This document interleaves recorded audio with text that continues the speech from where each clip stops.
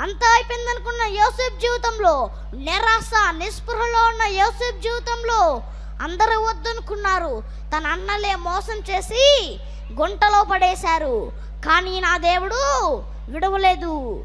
విడువని ఎడబాయని దేవుడు మన దేవుడు. మరణాన్ని తప్పించి నిందను గంతగా మార్చి ఐగుప్తు దేశానికి మంత్రిగా చేశాడు. ఆ దేశాన్నే కరువులో నుండి సమృద్ధిలోకి నడిపించేలాగా నా దేవుడు చేశాడు. హల్లెలూయా.